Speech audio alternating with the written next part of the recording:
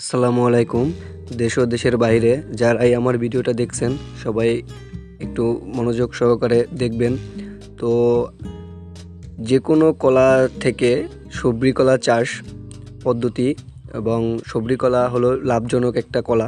তো আমি সবাইকে সাজেস্ট করব যেন যারা উদ্যোক্তা আছে, যারা কলা চাষ করায় আগ্রহী, তো তাদেরকে আমি প্রথমত সাজেস্ট করব যে আপনারা সবাই সবরি কলা গাছ লাগাবেন। এর কারণ হলো এটি মজবুত, ঝড় বাতাস এ থেকে মুক্ত থাকার জন্য বা ভালো স্ট্রংলি একটা অপশন নিয়ে থাকে এবং ফলনও অনেক ভালো।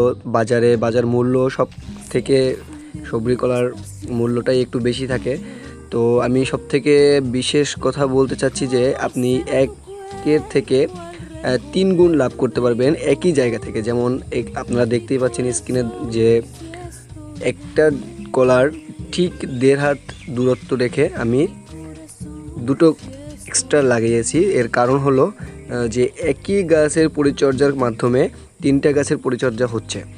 তো আপনারা যারা এই ব্যাপারে অবগত না, তো আমি আপনাদেরকে বলবো যে আপনারা যে সার ইউজ করতে হয় বা ওষুধ ইউজ করতে হয়, যেমন প্রথমত আপনারা মাটি প্রস্তুত করার জন্য গর্ত করে সাদা সার এবং লাল সার এবং হলো ঢ্যাপ সার যেটা আছে, তো সেই সারগুলো দিয়ে 7 দিন পরে আপনারা কলা গাছ লাগাতে পারবেন। তো আপনারা দেখতেই পাচ্ছেন যে আমি দূরত্ব মেনটেন করে গাছ ঠিকই লাগিয়েছি এবং হলো এর যে একটা ফলাফল এর আগেও ডাবল হয়েছে। মানে ডাবল বলতে একটা গাছ থেকে যে আপনার একটা আর্নিং হবে, তার থেকে আপনি একই গাছের পরিচর্যা করে পাশাপাশি 3টা গাছের যে আপনার একটা 3 গুণ ফলন হচ্ছে। তো সেই ফলনের কারণে আপনার আর্নিং পয়েন্টটাও একটু বেশি।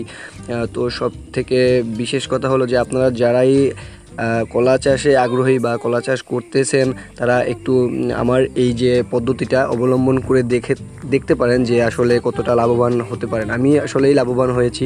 তো আপনারা দর্শক নতুন যারা উদ্যোক্তা রয়েছেন আপনারা, তো আমি আপনাদের উদ্দেশ্যে বলবো যে আমি যে কলা চারাগুলো রোপণ করেছি, তো এগুলো মনে করেন যে সবরি কলা চারা।